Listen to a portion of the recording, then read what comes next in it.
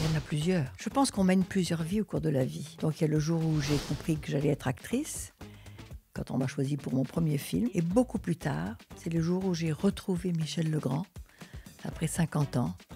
On s'était aimés et on savait que c'était pas possible 50 ans avant.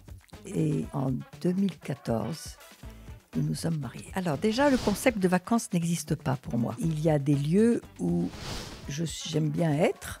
Ce sont mes maisons. J'en ai plusieurs. J'en ai une dans le Gers, qui est la mienne. J'ai acheté il y a 25 ans. Et puis il y a maintenant la maison où j'ai vécu avec Michel Legrand, et où je fais le prix Michel Legrand.